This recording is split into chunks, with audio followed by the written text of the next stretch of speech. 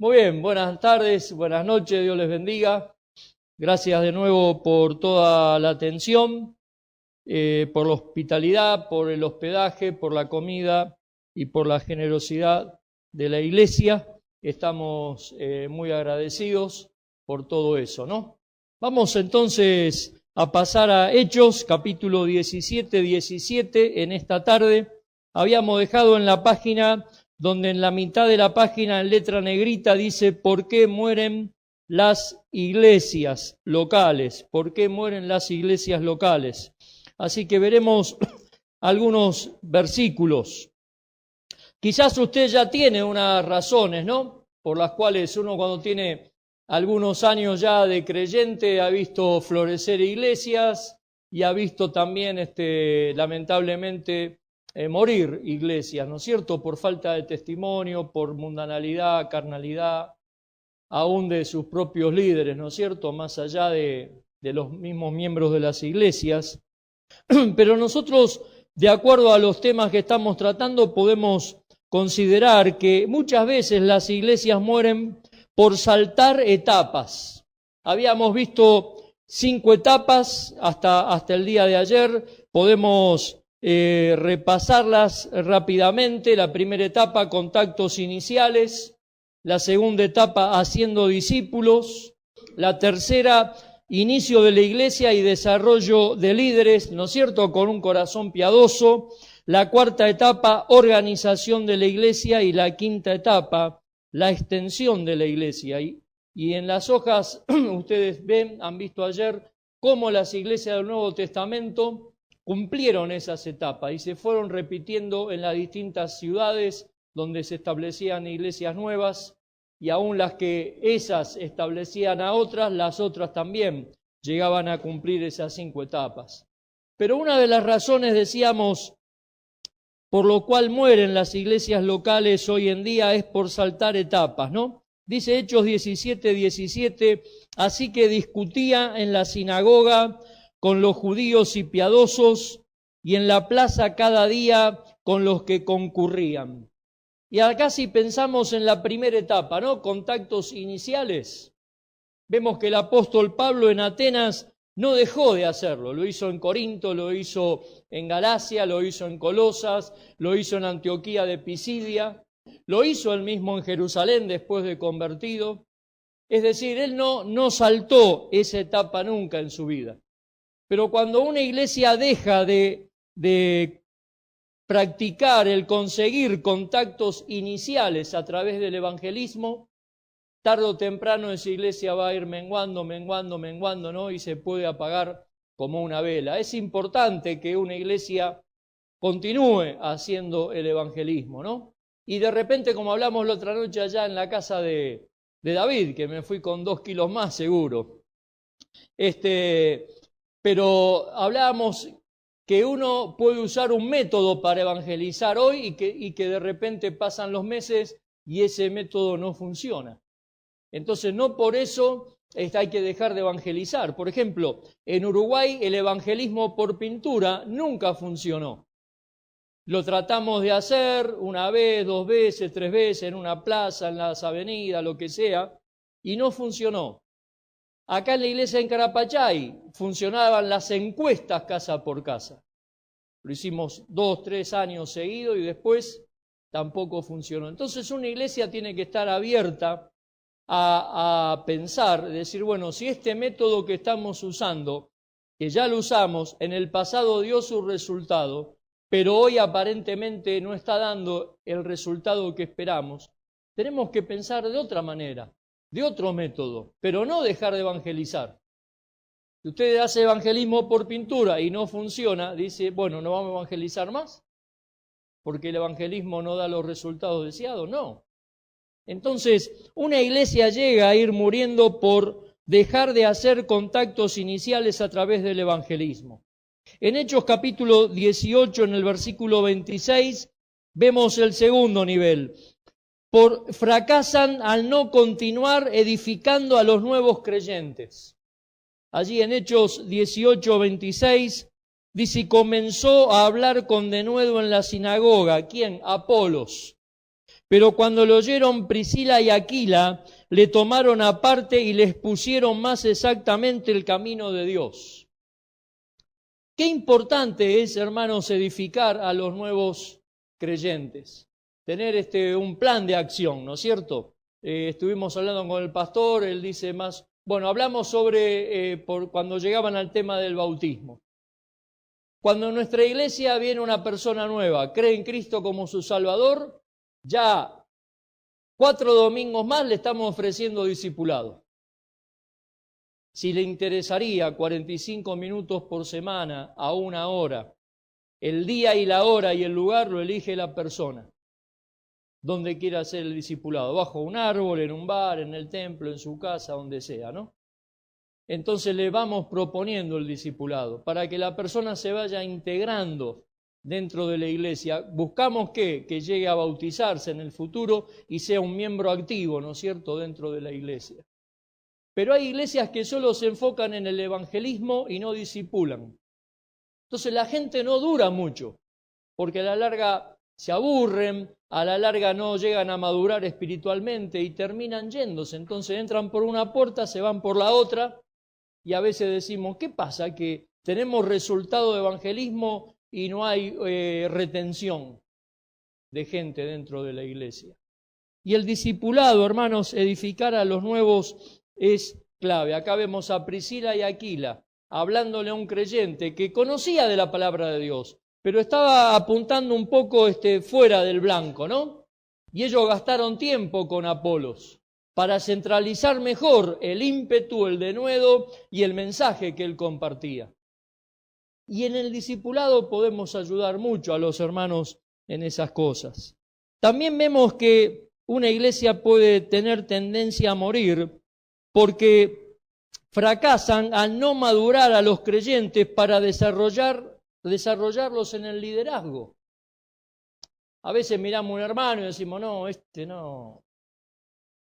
Pero cuando nos miraron a nosotros la primera vez, ¿qué habrán pensado de nosotros? Nada. Cuando el pastor a mí me bautizó, yo di testimonio dentro del agua, qué sé yo, de salvación, ¿no? Como se hace siempre. Entonces él me pregunta, bueno, hermano Carlos, ¿cuál es tu objetivo en la vida cristiana, tu meta, ¿no? Entonces yo le dije, yo quiero ser pastor. Y él dijo, válgame Dios, dijo, ¿no? Y se escuchó en el micrófono, ¿no es cierto? Era un buen hombre, lo dijo en chiste, ¿no? Y realmente la forma de ser de él me impulsó a mí a querer estar en el ministerio. No misioneros, no gente de una organización paraeclesiástica, sino mi pastor, peticito así, con una pierna más corta que la otra, ¿no? Y caminando como podía y repartiendo folletos. Realmente la motivación me vino de mi propio pastor, no de grandes misioneros y gente que había hecho 70 iglesias, 100 iglesias en Brasil o cosas así, ¿no? Pero es importante, hermanos, ver la proyección que una persona puede tener, pero ubicarlos de acuerdo a los dones espirituales que esa persona tiene, ¿no es cierto? Entonces, toda una etapa que no solamente el pastor y los ayudantes del pastor, llámense diáconos o como ustedes quieren llamarlo, deben participar en madurar a los creyentes para que en el futuro ellos también puedan ocupar un lugar de liderazgo dentro de la iglesia conforme a la voluntad de Dios. En 3 Juan, en el versículo 9 de 3 Juan, un hombre muy conocido, pero uno de los malos hombres, podríamos decir, que una iglesia tuvo, 3 Juan 9, el apóstol Juan, escribiéndole a Gallo, un hombre que sí andaba en la verdad, un hombre que agradaba a Dios, le escribe en el versículo 9 sobre un hombre problemático dentro de la iglesia que se llamaba Diótrefes, ¿no? Dice, yo he escrito a la iglesia, dice Juan, pero Diótrefes, al cual le gusta tener el primer lugar entre ellos, no nos recibe. Vemos que Diótrefes quería ocupar un lugar dentro de la iglesia, pero no estaba llamado para ocupar ese lugar. Estaba ahí sin crecimiento espiritual, sin madurez espiritual, y haciendo las cosas mal. Un líder, podríamos decir, sin crecimiento espiritual. Pudo ser que él no se dejó enseñar. Pudo ser que él no fue enseñado. Y como decimos en Uruguay, o fue mal aprendido o fue mal enseñado. Ayer con un hermano que estaba acá de visita, se fue muy preocupado por la situación de su propia iglesia y las extensiones que su propia iglesia había realizado hasta ahora. Pero el problema es que al frente de una de esas nuevas iglesias hay un líder sin crecimiento espiritual. Y está hace 40 años al frente de esa congregación. Ahora, la iglesia madre se da cuenta de que hay que dar marcha atrás con esta persona, y esta persona se empacó y no quiere dar marcha atrás. Entonces, ¿cómo hacer eso? Y él me decía, lo que usted habla parece muy fácil, pero para nosotros nos es imposible. Y no es imposible si la iglesia tiene un plan de desarrollo de lideranza. ¿No es cierto? Yo no traje justamente eso. Ayer, justo hablando con este hermano, dije, qué lástima que no me traje esa página. Pero nosotros hicimos en Carapachay, acá en Ciudad de Buenos Aires, 5 etapas, ¿no? Donde cualquier miembro podía llegar a ser pastor o misionero si el Señor lo llamaba, hablando de hombres, ¿no? Entonces, pero tenía que cumplir ciertos requisitos. Tenía que primero ser miembro de la iglesia, bautizado, discipulado y bautizado. Bueno, muchos cumplen ese requisito. El otro requisito es comenzar a tener estudios bíblicos, pero a nivel materia de instituto bíblico. E ir preparándose en lo que sea pedagogía, homilética, lo que sea, ¿no? Y así ir avanzando hasta que llegaba al último escalón y Dios podía llamarlo para ser pastor fijo en una iglesia local o un misionero itinerante, como son los evangelistas, para fundar iglesias en otros lados. Ideamos eso con los diáconos, lo presentamos en una asamblea, la iglesia lo votó y era ley. Y aparte, por ser bíblico. Entonces, todo varón que quería aspirar a un ministerio, a encargarse de un anexo o comenzar una iglesia en formación o lo que sea, ya sabía que había estos requisitos. Para llegar hasta acá tenía que pasar por acá, por acá, por acá y por acá. Que no eran 1000 años, pero eran cosas que eran necesarias. Este hermano ayer me dice, no, nosotros nunca pensamos en eso, nunca lo hicimos. Me dice, ahora con esta otra persona es imposible decirle que la iglesia va a tener ciertos requisitos para que él continúe ahí. Entonces yo le dije, bueno, pero pueden hacer igual los requisitos para el futuro, para futuros hombres que quieran encargarse de obras nuevas, para que no les vuelva a pasar exactamente lo mismo, ¿no? Entonces, cuando una iglesia salta aún esa etapa de preparación y desarrollo del liderazgo espiritual dentro de la iglesia, también va muriendo porque su pastor se va a morir algún día, ¿no? Es lo que más deseamos. O sea, no que yo deseo que él se muera, pero nosotros queremos estar con Cristo, lo cual es muchísimo mejor.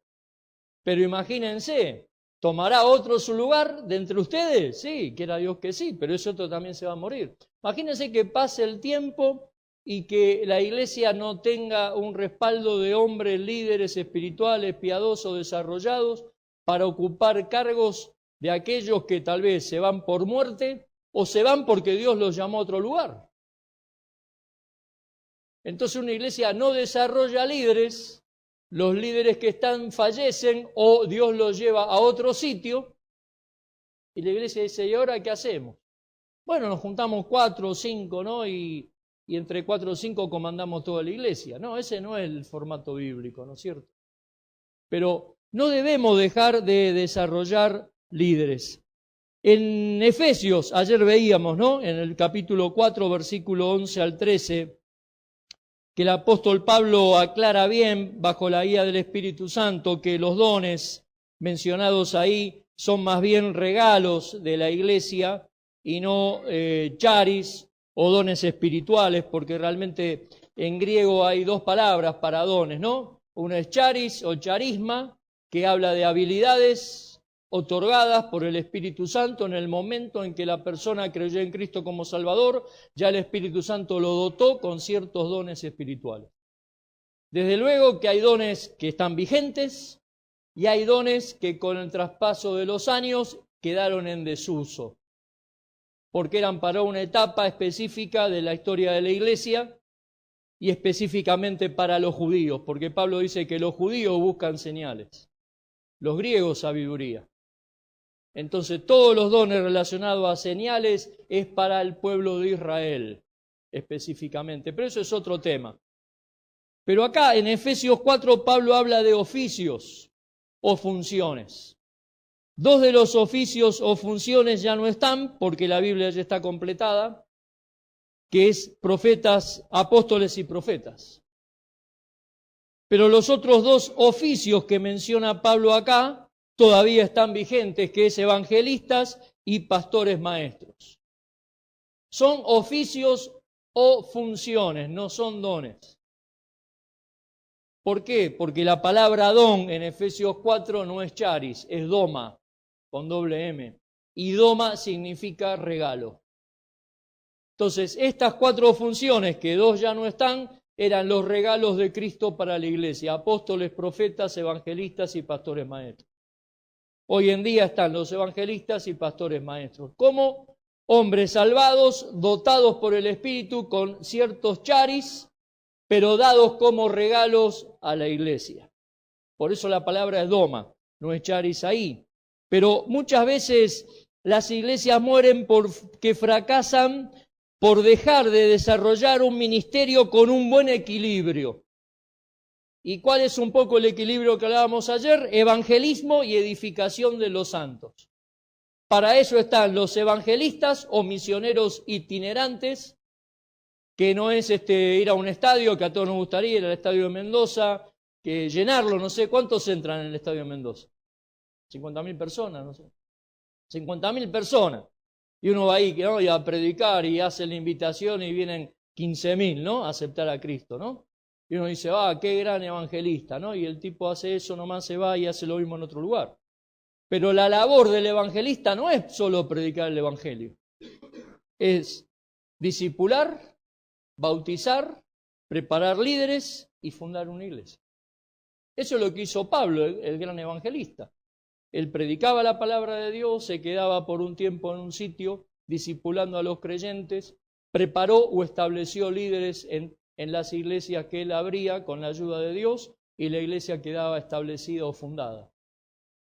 Pero el evangelismo y la edificación, hermanos, es el equilibrio exacto que una iglesia tiene que mantener siempre y no dejar lo uno o lo otro. Desde luego que hay etapas, ¿no?, donde a veces el evangelismo es más así y de golpe la edificación puede ser más lenta, ¿no? Pero todas las etapas hay que desarrollar y aprovechar cada etapa. La etapa de crecimiento hay que aprovecharla, porque después va a venir un descanso y es la etapa de edificación de los salvos, que puede ser un poco prolongada. Y uno dice, la iglesia no crece, qué sé yo, pero ya pasó el evangelismo, quizás. Y ahora hay que preocuparse por discipular. Y no todos los hermanos están dispuestos a discipular. Se convierten 10 y la iglesia dice, bueno, pastor, puedo discipular 2 por día. No son muchos, ¿no? Entonces el pastor se vuelve loco, va a la casa de uno, va a la casa del otro, llega re tarde a la casa, al otro día ir a laburar, todo eso, ¿no? Y ya tiene 2 más el martes. No, los hermanos tienen que hacer esa obra, aparte de los líderes de la iglesia. Que usted esté dispuesto también, así como alguien gastó tiempo en tu vida, en el inicio de tu vida cristiana, usted tiene que estar dispuesta o dispuesto a gastar parte de su vida en uno nuevo.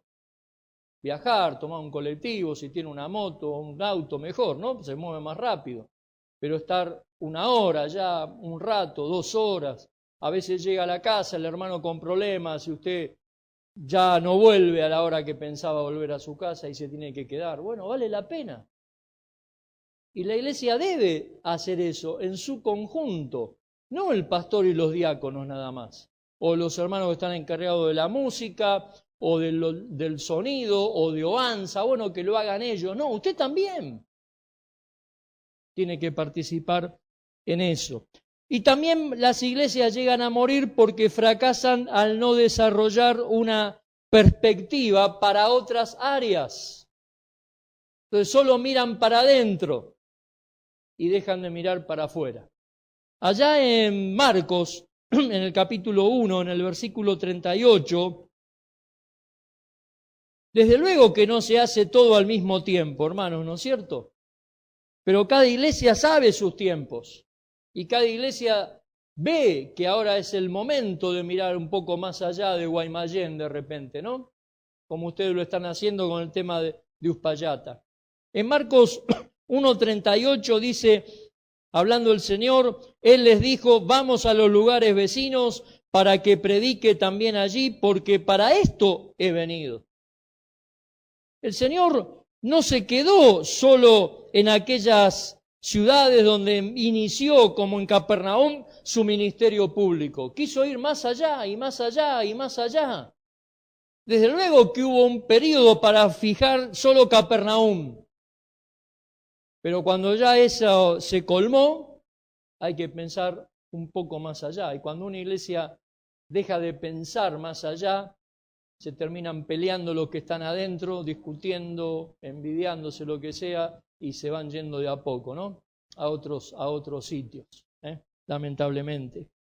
Pero no solo las iglesias mueren por saltar etapas, sino también por tener etapas discontinuadas, como los pantalones. A veces uno va a comprar un pantalón y dice, este está barato o está discontinuado, no se fabrica más, ¿no? Y a veces con las etapas las iglesias hacen lo mismo. Ah, no, ya evangelismo no, lo hicimos tantas veces años atrás que nos cansamos de hacer evangelismo. Entonces discontinuamos, ¿no es cierto?, la etapa de evangelismo o cualquier otra etapa. No, no hay que discontinuar nada. En Hechos, en el capítulo 20, en el versículo 20, vemos otra vez, ¿no?, al apóstol Pablo. Y a veces decimos, las iglesias mueren por discontinuación de entrenamiento para el evangelismo. 20, un pasaje conocido, que está involucrado todo eso, porque Pablo dice, y como nada que fuese útil he rehuido de anunciaros y enseñaros públicamente y por las casas. Pablo hacía eso en cada ciudad y no dejaba de compartir y de enseñar todo el consejo de Dios. No dijo, bueno, ya lo hice tantas veces en Corinto, en Tesalónica no lo voy a hacer. No, en Tesalónica también, en Filipos también, en Colosas también. No discontinuó nada. Y es interesante, hermanos, importante entrenar a los hermanos para el evangelismo, porque hay hermanos que no saben qué decir, que tienen ganas de hablarle a un vecino, a un familiar, pero ¿cómo empiezo? A veces no le encuentra ni pie ni cabeza al mensaje del evangelio, ¿no? Entonces la iglesia tiene que entrenar a los hermanos, hacer que sea una vez por año algo, un fin de semana, sábado y domingo, entrenamiento para evangelismo. Bueno, hermano, hoy no salimos a hacer evangelismo. Hoy vamos a hablar de evangelismo acá adentro. Y todos los que tengan interés, vengan. Hay una presentación del evangelio que es sencilla. Gracia, hombre, Dios, Cristo y fe. 5 puntos, y podemos poner un versículo para cada uno. Y en 5 minutos usted puede compartir el evangelio. Y ese evangelismo es del libro Evangelismo Explosivo, ¿no? Gracia, hombre, Dios, Cristo y fe. Y es una presentación del evangelismo positiva porque empieza con la gracia de Dios. No es que uno golpea una puerta y tiene unos 5 minutos, queremos hablar de la Biblia, sí, bueno, usted se va al infierno. Y la persona que dice, este es un loco, plum, ¿no? Entonces no arranca por el infierno, arranca primero por la salvación, ¿no? Hablando de la gracia de Dios. Después lo que es el hombre. ¿Quién es Jesucristo y qué vino a hacer? ¿Quién es Dios? No es solamente amor, sino que es justo. Dios ama al pecador, pero odia el pecado. ¿Y cómo podemos aceptar ese regalo que Dios da en la persona de Jesucristo? Por medio de la fe. Entonces uno puede decir, bueno, hermanos, vamos a tener 2 tardecitas entre mate y mate, o pizza, lo que sea, para entrenarnos para el evangelismo. El que quiera venir, que venga. Que no quiera venir, que no venga. Entonces, la iglesia no debe discontinuar eso. Y tampoco debemos discontinuar ministerios de reuniones pequeñas, ya sea femenina, de hombres, de jóvenes, de niños, de matrimonios, o de mujeres solas, o lo que sea, ¿no?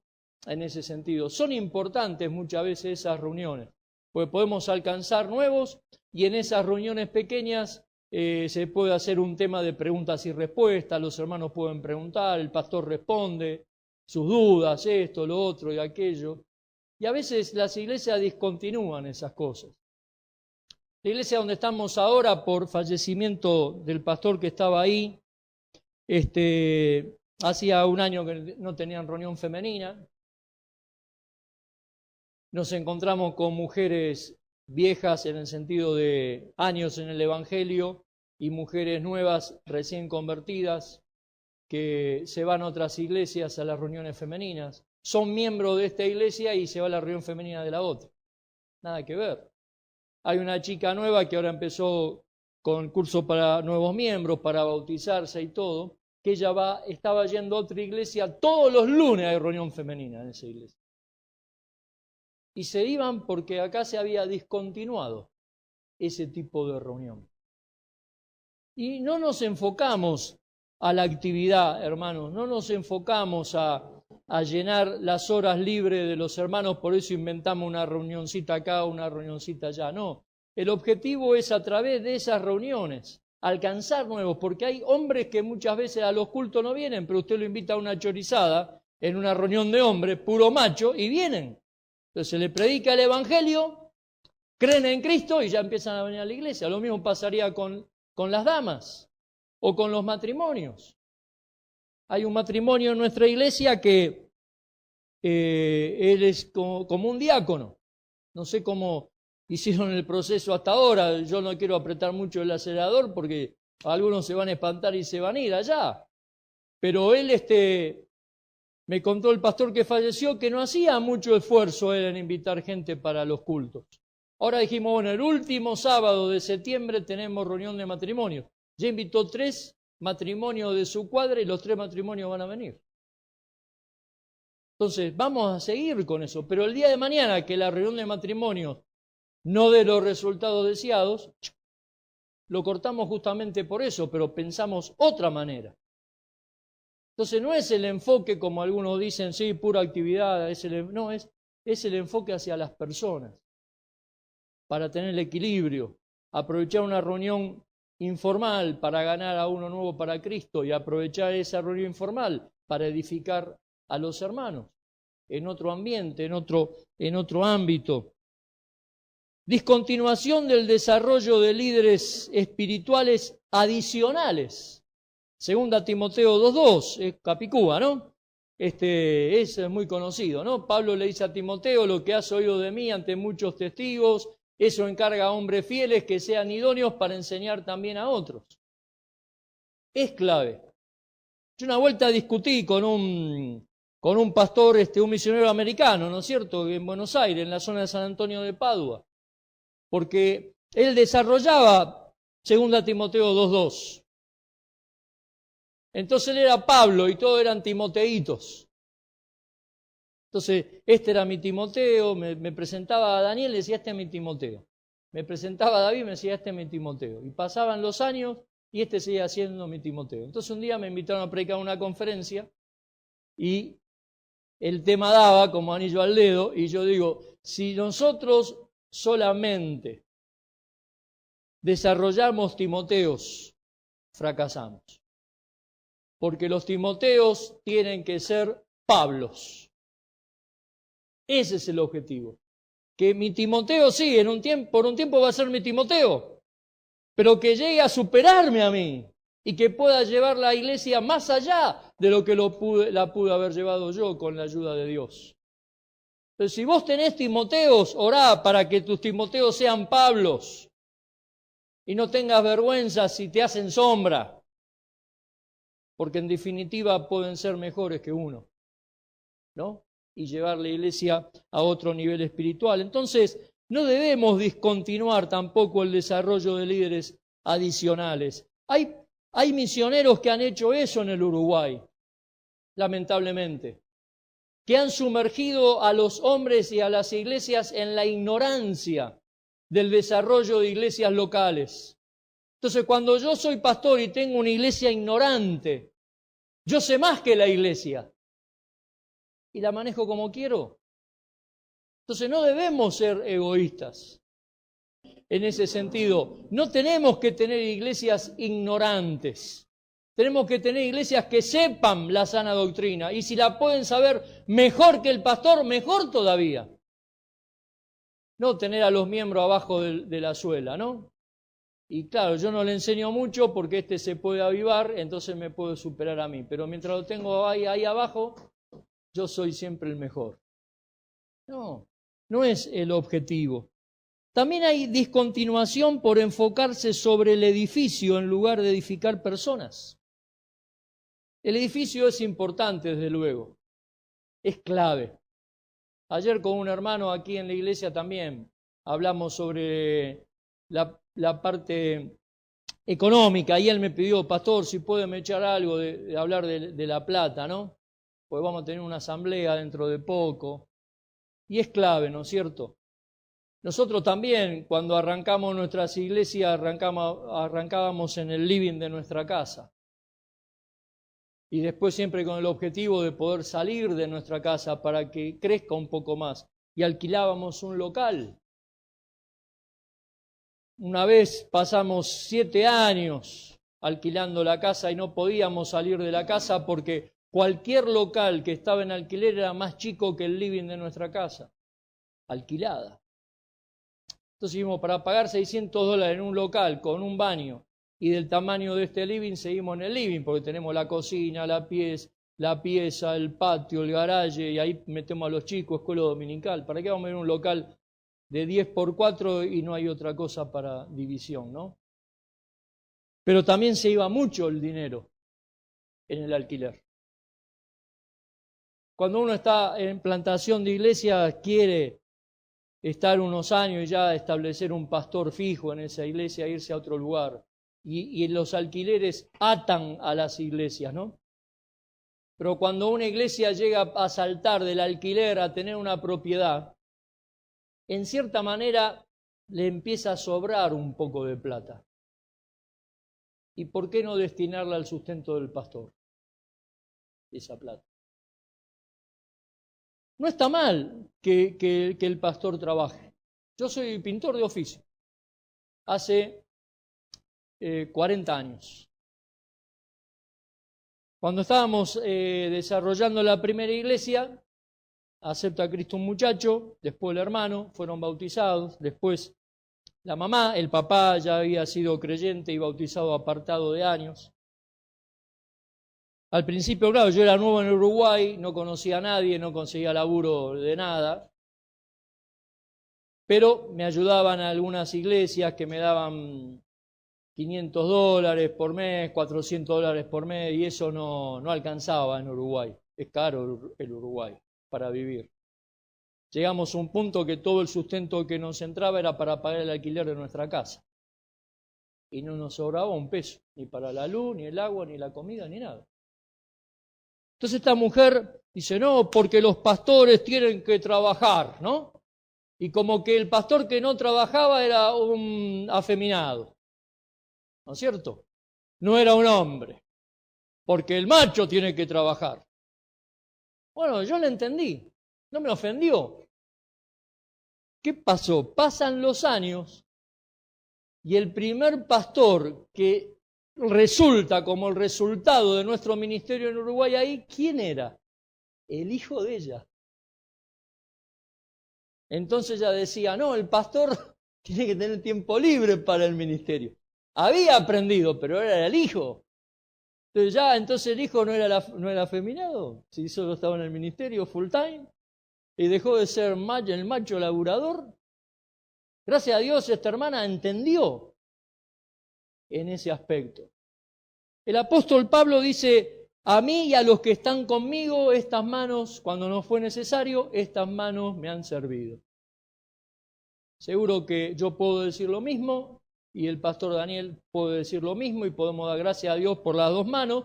Mi señora ahora, aparte, tengo un problema con mi señora, ¿no? Porque cuando yo me puse de novio era así. Entonces le dije a mi suegra, ¿y la otra mitad? Entonces me dijo, cuando te cases. Me engañó, por eso el tema de la suegra, a esta suegra de David, ¿no? La otra mitad no vino nunca. Y ahora una mano menos. Chao, empezó para abajo la cosa, ¿no? Pero cuando nosotros hablamos del desarrollo de la iglesia, de que el pastor en lo posible pueda dedicarse enteramente, aunque se tenga que repartir, a veces laboralmente, aunque el pastor sabe que cuando es necesario da gracias a Dios porque estas manos me han servido. Pero hermanos, es positivo que la iglesia sustente a su pastor. En algunos países como en el norte es más fácil. En otros países como acá es más difícil. Pero una iglesia debe ponerse como meta que por lo menos mi pastor trabaje menos horas, que podamos tener la bendición de poder darle una ofrenda. Entonces este hermano anoche me decía así, pero está complicado el tema y no podemos a veces salir del embrollo, ¿no? ¿Y qué otra forma capaz que ustedes hicieron? Y yo le dije, bueno, una vuelta lo que hemos hecho era juntarnos 5 o 6 iglesias hermanas, especialmente los pastores de esas iglesias, y decir, bueno, a este pastor fulano le falta el sustento. Entre las 6, incluyendo esta, vamos a darle sustento por 4 años. Se terminan los 4 años y se le terminó el sustento de las otras iglesias. Pero esperamos que esta iglesia crezca, los creyentes se multipliquen, las ofrendas y los diezmos también, y ya al cabo de 4 años no necesite de las otras iglesias. Yo no sé si acá en Mendoza se podrá lograr una unidad así entre algunas iglesias locales. Porque después cuando llega a 4 años y este pastor no precisa, esta iglesia puede seguir colaborando para aquella iglesia, para aquel pastor por 4 años. Y así. Y a veces se puede desarrollar en ese aspecto. Pero yo entiendo que es difícil dar un sueldo digno a un pastor cuando el templo no es propio. Pero es importante que tengamos también como meta. Por eso decíamos, enfocarse, a veces las iglesias se enfocan mucho en el edificio y no en las personas. La iglesia no es las paredes, la iglesia son la gente, son piedras vivas, ¿no? Entonces el enfoque principal es hacia las personas. El edificio es clave, el edificio es importante también. Un lugar físico de reunión donde cualquiera le das una dirección en un folleto y sabe dónde queda y cómo llegar. Pero el enfoque solo sobre el edificio es negativo a la larga también. Porque la gente, el templo es inmaculado y la iglesia es pecaminosa. Entonces no, hay que enfocarse en las personas. Ahí en Efesios, en el capítulo 4, y no me acuerdo bien a qué hora comenzamos, creo que menos cuarto, ¿no? Si no me equivoco, así que vamos a darle unos minutitos más para hacer un corte después, o que Martín allá, que es el capo máximo de esta cuestión, me haga así. En una iglesia un día dijeron que tenían un botón secreto, que cuando el pastor predicaba mucho se abría el piso y el tipo iba 50 metros para abajo, ¿no? No sé si acá hay un botón secreto, pero que me haga así está bien, ¿no? Martín. En Efesios 4, ¿no? En el versículo 12, hasta el 16.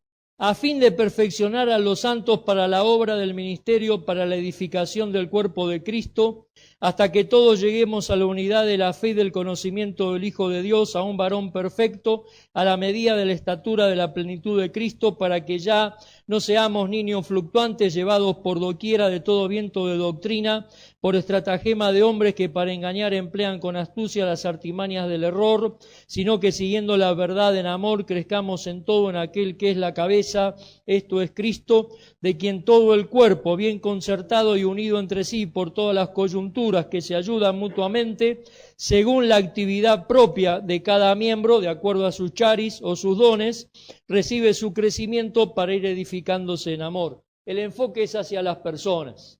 Y por eso decíamos ayer, no es la labor solo del pastor y los diáconos desarrollar el ministerio, es todos los creyentes. Acá venimos para instrucción y después salimos para practicar, ¿no es cierto?, lo que escuchamos. Entonces el pastor está para instruirnos y nosotros junto con el pastor, con la ayuda de Dios, edificamos la iglesia. El crecimiento lo da Dios, desde luego, ¿no? Pero es la responsabilidad de cada miembro edificar la iglesia. No estamos hablando de poner ladrillos, sino de edificar personas, a las personas nuevas. Y también hay discontinuación por enfocarse hacia adentro en vez de enfocarse hacia afuera. En Hechos capítulo 1, versículo 8, ¿no es cierto? Dice, gracias Martín, que no se muera nunca Martín, o sea, si se muere embalsamalo, porque la verdad que es macanú. Ahora, en Hechos capítulo 1, ¿no? Me hizo seña cuando tenía que cortar, no tocó ningún botón. Pero en Hechos capítulo 1, versículo 8, un pasaje muy conocido, ¿no es cierto? En ese sentido, hablando como englobando un poco más la gran comisión. Cristo ya se iba a ir a los cielos en forma visible permanentemente, aunque Dios es presente y está en todos lados, es omnipresente, Cristo también desde luego porque es Dios, pero le dice, bueno, vayan a Jerusalén, 50 días después, que eso significa la palabra Pentecostés, 50 días después va a venir la promesa del Espíritu Santo y van a recibir un poder especial que hasta el momento no se manifestó brutalmente en ustedes, pero cuando ustedes reciban el poder que la tercera persona de la Trinidad va a derramar sobre ustedes, ustedes me van a ser testigos, no solo en Jerusalén, sino también en Judea, en Samaria y hasta lo último de la tierra. Y Cristo los enfocaba a mirar más allá. No miren solo Jerusalén.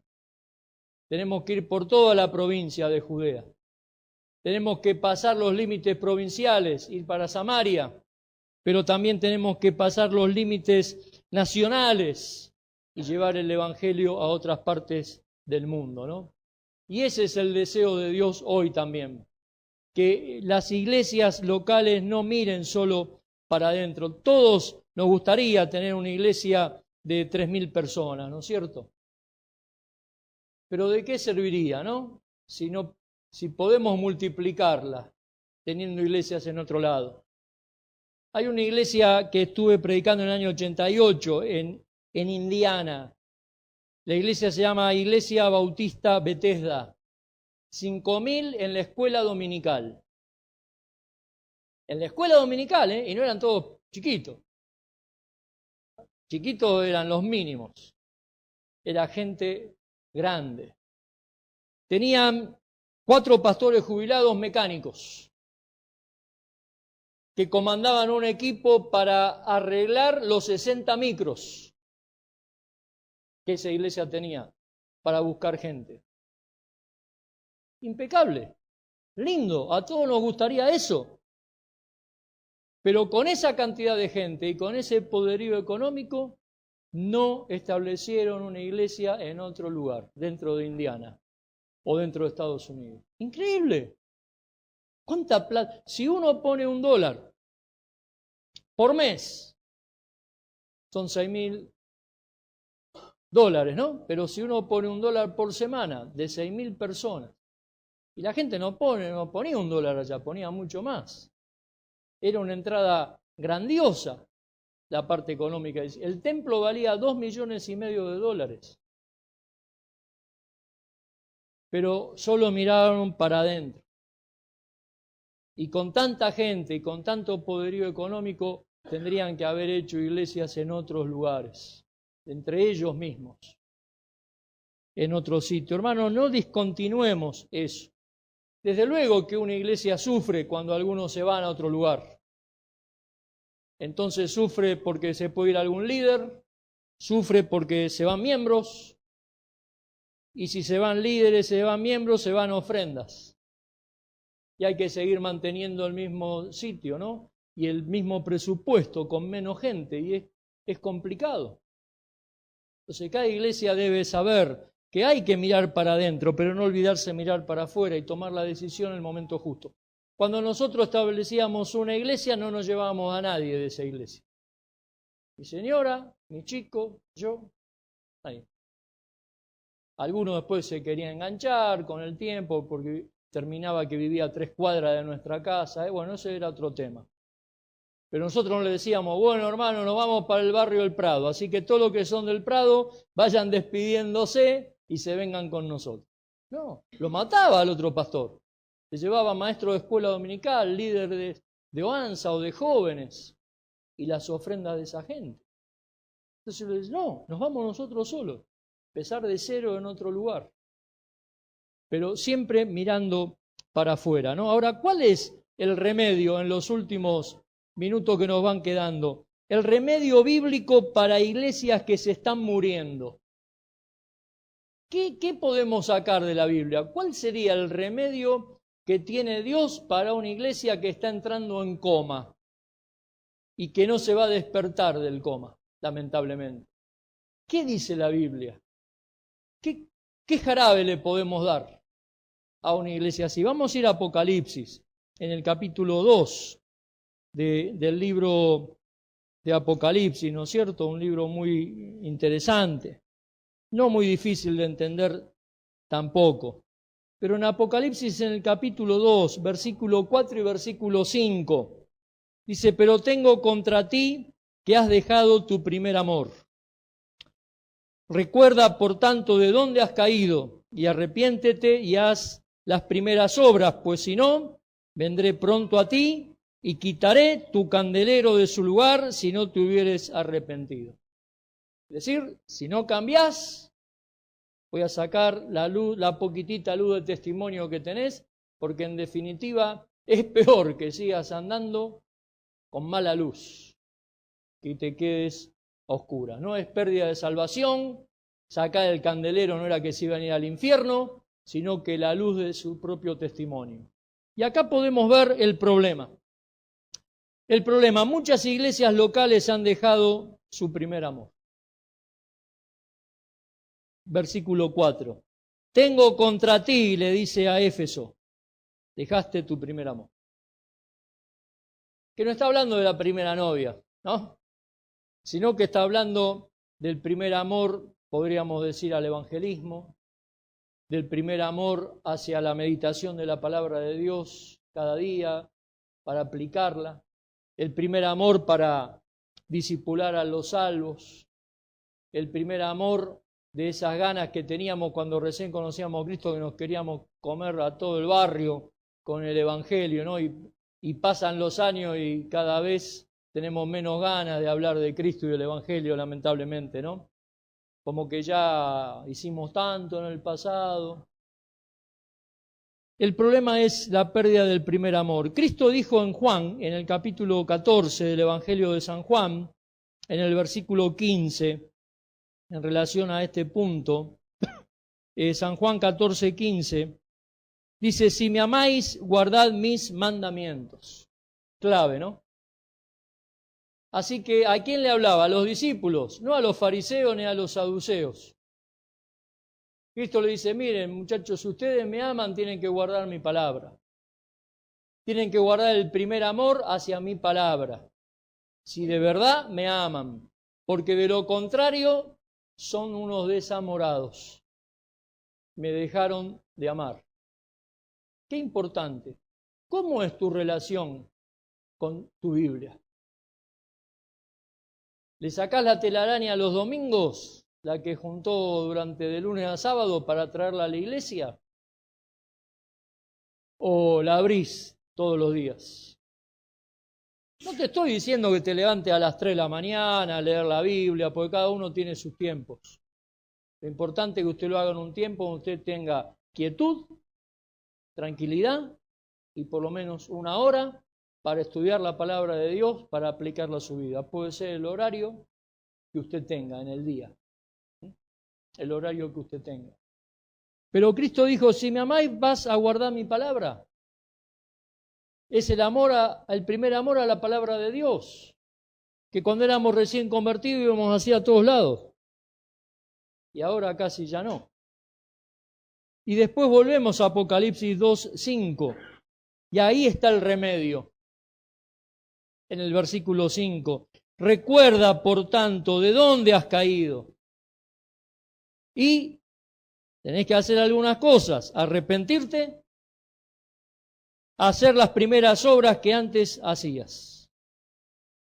Cuando uno habla del arrepentimiento, es una doctrina muy, muy interesante en la Biblia. Tanto en el Antiguo como en el Nuevo Testamento se habla del arrepentimiento, y también hay arrepentimiento en relación a Dios, ¿no? En algunos libros de los profetas menores. Pero cuando uno dice, bueno, dame una definición de arrepentimiento, y lo primero que cualquier libro de doctrina dice es cambio de mentalidad, o aún la Biblia de Scofield, ¿no? En alguna anotación abajo dice arrepentimiento, cambio de mentalidad. ¿A usted le parece que arrepentimiento es solo eso? No. Yo fui drogadicto. Me arrepentí de las drogas.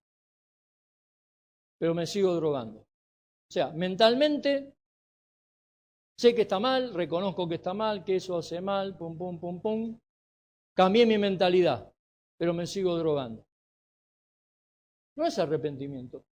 Arrepentimiento no es solo cambiar de mentalidad, sino también es cambiar de conducta o de actitud. Es decir, yo reconozco que aquello está malo, pero por mi actitud y mi conducta voy a dejar de hacerlo. Entonces ahí me arrepentí de veras. Cuando no solamente pienso que el pecado es malo, sino cuando trato de dejar de pecar.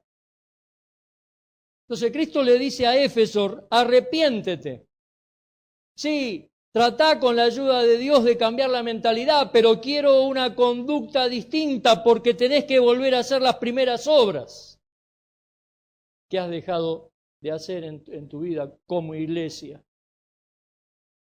Y ahí tenemos, hermanos, el remedio. Y nos quedan unos escasos 4 minutos, ¿no? Pero para ser eficaz nuevamente, vamos a decir, una iglesia se enfermó, una iglesia se está a punto de morir, reconoce el problema, toma el remedio y quiere ser de nuevo eficaz. Pero para ser eficaz de nuevo, ¿qué más esa iglesia debe hacer? Hay 3 cosas que debe hacer. En primer lugar, recordar. Fíjense en Hechos, en el capítulo 19, en el versículo 10. Hechos 19, 10. Dice Lucas, que fue el escritor, no el autor, sino el escritor, en Hechos 19, 10. Dice, así continuó por espacio de 2 años, de manera que todos los que habitaban en Asia, judíos y griegos, oyeron la palabra de Dios. Este versículo está en un contexto, hermanos, donde Pablo, en su segundo viaje misionero, siguió visitando lo que ya había hecho. Es decir, volvió sobre sus propios pasos. ¿Para qué? Para recordar. El apóstol Pedro dice en 1 Pedro, cuando escribe la carta, yo sé que ustedes saben lo que les voy a escribir, pero los quiero recordar, hermanos. Y somos olvidadizos. Entonces debemos recordar. Versículo 17 de Hechos 19. Y esto fue notorio a todos los que habitaban en Éfeso, así judíos como griegos, tuvieron temor todos ellos, y era magnificado el nombre del Señor Jesús, y muchos de los que habían creído venían confesando y dando cuenta de sus pecados. Asimismo, muchos de los que habían practicado la magia trajeron los libros y los quemaron delante de todos, y hecha la cuenta de su precio hallaron que era 50,000 piezas de plata.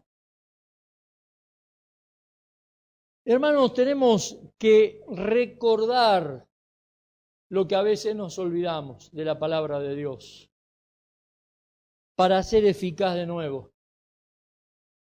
Tenemos que a veces volver sobre nuestros pasos y volver de nuevo para adelante. Decíamos arrepentirse. La iglesia en Tesalónica, en 1 Tesalonicenses capítulo 1, en el versículo 9, el apóstol Pablo escribiendo a esta iglesia que él no fundó las iglesias en Tesalónica, sino que fue otro, fue Epafras. Pero Pablo escribiéndole a aquella iglesia, dice, porque ellos mismos cuentan de nosotros la manera en que nos recibisteis y cómo os convertiste de los ídolos a Dios para servir al Dios vivo y verdadero. Perdón, la que no fundó fue la de Colosas, la de Tesalónica sí. Hermanos, arrepentimiento, conversión. Y a veces hay que llamar a las iglesias al arrepentimiento, aunque son salvos, arrepentirse de su mal andar y volver a retomar, repetir o hacer las primeras obras, como dice Pablo en 2 Corintios, ¿no? Que nueva criatura es, las viejas cosas pasaron, ¿no? He aquí todas son hechas nuevas. Repetir o rehacer las primeras obras. Vamos a dejar acá por un ratito y después vamos a entrar sobre lo que habla la Biblia sobre la gran comisión, ¿no? En Mateo 28, 19 y 20. Pero hay hermanos que saben estos versículos de memoria. Hay iglesias que han hecho campañas o conferencias misioneras con este versículo. Pero nosotros preguntamos, ¿comisionados a hacer qué? ¿Comisionados a hacer qué?